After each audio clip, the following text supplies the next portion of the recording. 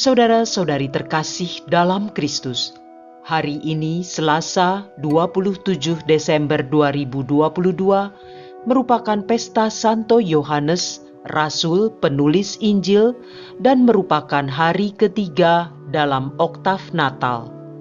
Bacaan dibawakan oleh Teresia Siska Chandra, Mazmur dilantunkan oleh Emilia Septiana, dan renungan ditulis oleh Regina R. Himawan. Selamat menekuni sabda Allah. Marilah kita semakin mengasihi, semakin peduli, dan bersaksi.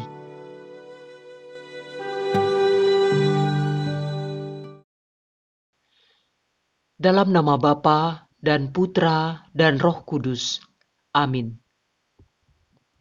Ya Bapa, terima kasih untuk hari yang baru ini, untuk kehidupan yang hari ini Engkau berikan pada kami. Pada kesempatan ini, kami mohon agar Engkau membuka telinga hati dan pikiran kami pada sabda-Mu yang sebentar lagi akan kami dengarkan. Semoga hari ini kami bisa belajar dari Rasul-Mu Yohanes, supaya kami semakin dekat kepadamu. Demi Kristus Tuhan dan pengantara kami. Amin. Bacaan dari surat pertama Rasul Yohanes bab 1 ayat 1 sampai dengan 4. Saudara-saudara terkasih, apa yang telah ada sejak semula, yang telah kami dengar dan kami lihat dengan mata kami, yang telah kami saksikan dan kami raba dengan tangan kami, yakni firman hidup. Itulah yang kami tuliskan kepada kamu. Hidup telah dinyatakan dan kami telah melihatnya. Dan sekarang kami bersaksi serta memberitakan kepada kamu tentang hidup kekal yang ada bersama-sama dengan Bapa dan yang telah dinyatakan kepada kami. Apa yang telah kami lihat dan kami dengar itu kami beritakan kepada kamu juga, supaya kamu pun beroleh persekutuan dengan kami. Dan persekutuan kami adalah persekutuan dengan Bapa dan dengan Anaknya, yakni Yesus Kristus. Semuanya ini kami tuliskan kepada kamu, supaya sukacita kami menjadi sempurna. Demikianlah sabda Tuhan.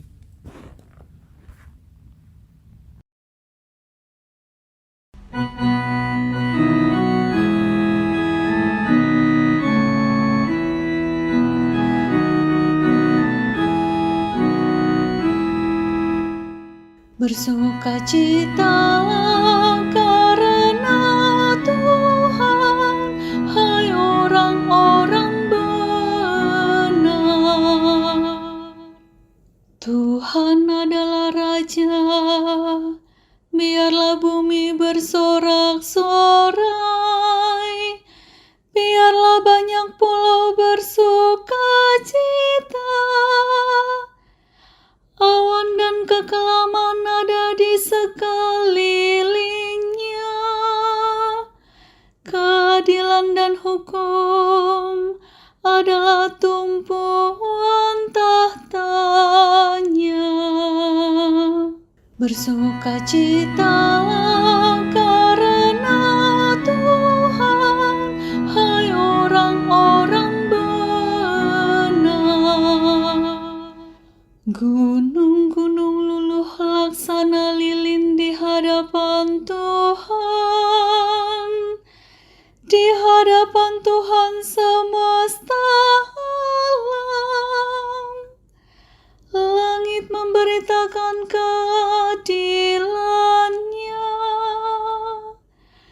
dan segala bangsa melihat kemuliaannya.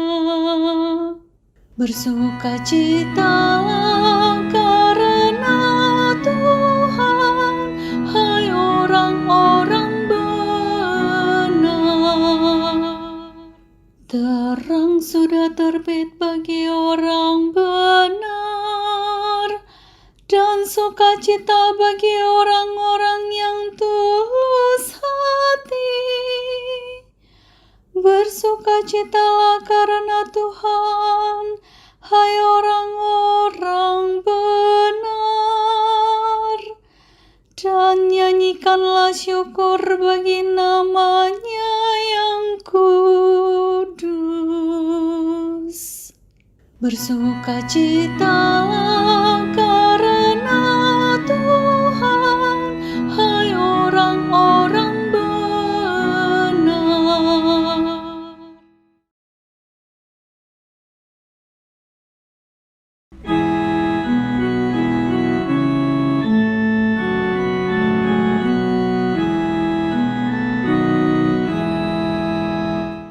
Haleluya,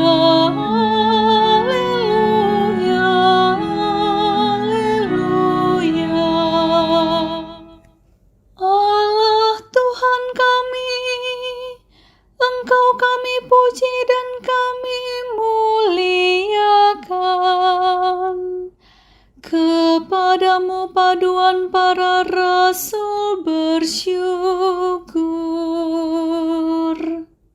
Haleluya, haleluya, haleluya.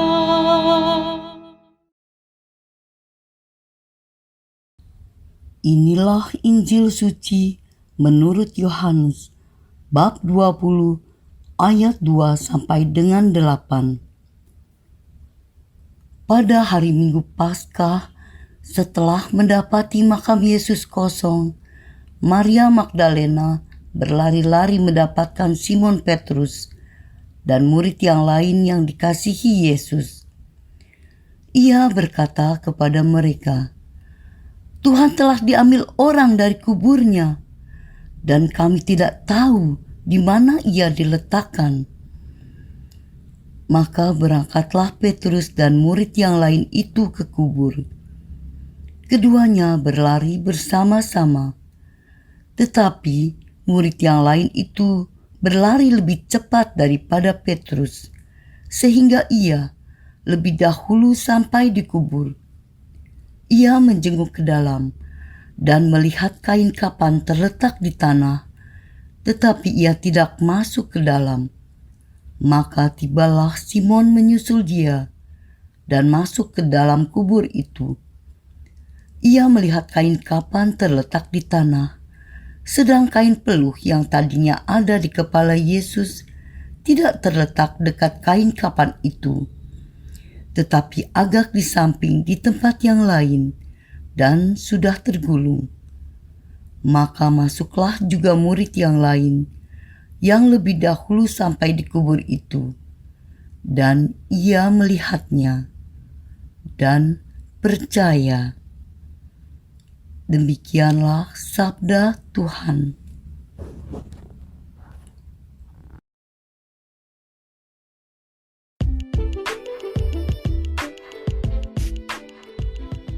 Menjadi murid yang dikasihi. Renungan dibawakan oleh Maria Monica.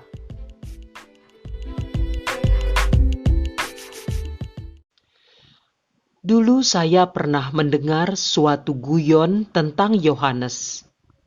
Dikatakan bahwa ia adalah murid yang paling narsis karena menyebut dirinya sendiri sebagai murid yang paling dikasihi oleh Yesus. Tentu ini hanyalah lelucon belaka, karena ada juga penafsiran bahwa murid yang dikasihi itu adalah pembaca atau kita yang membaca Injil tersebut.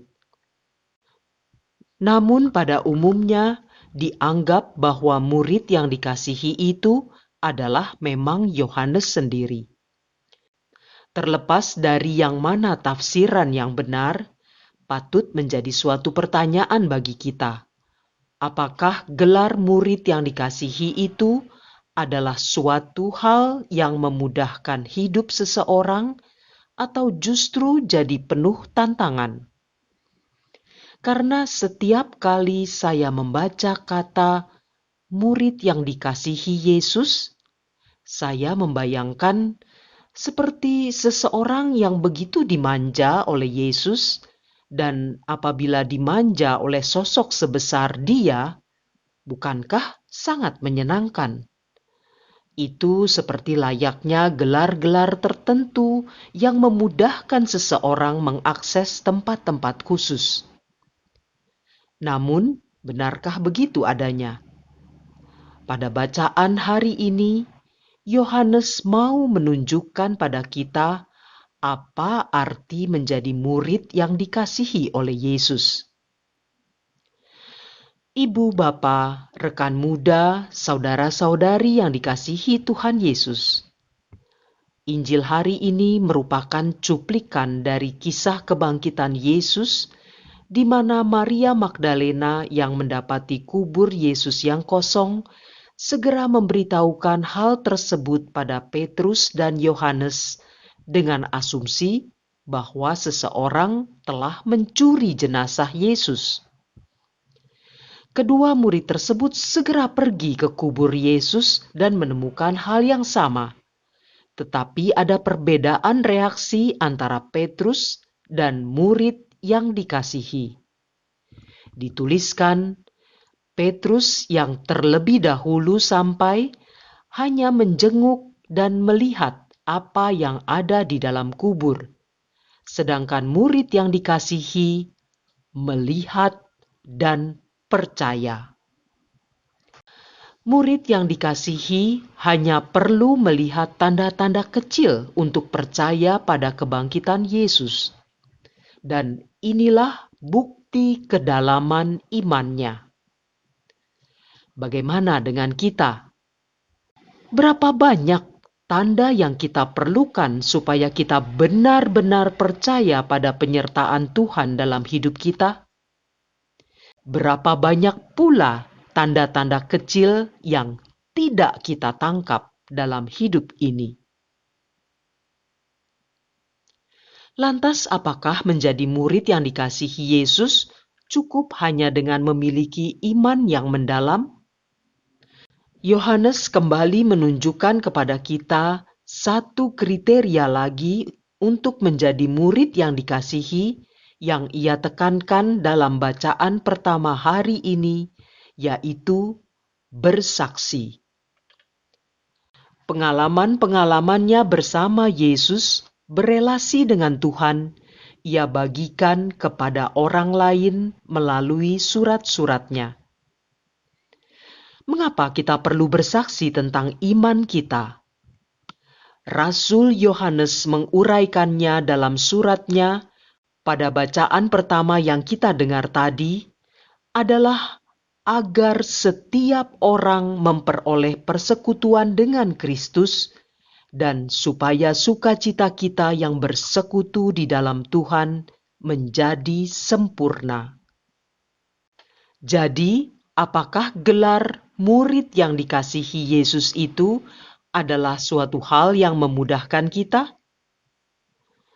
Apabila kita merujuk pada contoh yang diberikan oleh Yohanes, maka menyebut Yohanes sebagai murid yang paling narsis tidaklah tepat. Karena ungkapan Yohanes sebagai murid yang dikasihi itu bukanlah untuk menunjukkan bahwa ia lebih baik daripada murid yang lain, seperti yang mungkin kita persepsikan, melainkan merupakan suatu bentuk keberanian untuk bertanggung jawab pada posisinya sebagai murid Yesus. Dengan kata lain, menjadi murid yang dikasihi Yesus adalah suatu tantangan bagi kita semua.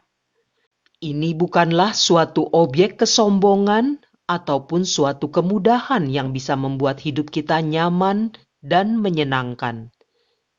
Mari kita semua belajar dari Rasul Yohanes, yaitu mengasah kepekaan kita pada hal-hal kecil yang Tuhan tunjukkan dalam hidup kita sehari-hari dan berani bersaksi serta mempertahankan iman kita. Marilah berdoa. Allah Bapa penguasa langit dan bumi, Engkau senantiasa hadir dalam hidup kami, dan sesuai janji-Mu, Engkau menyertai kami sampai akhir zaman. Mampukanlah kami supaya bisa peka pada kehadiran-Mu dalam hidup kami sehari-hari, dan berikanlah kepada kami keberanian untuk bersaksi tentang iman kami, supaya kami pun pantas menjadi murid-Mu yang terkasih. Demi Kristus Yesus, Sang Guru dan Juru Selamat kami.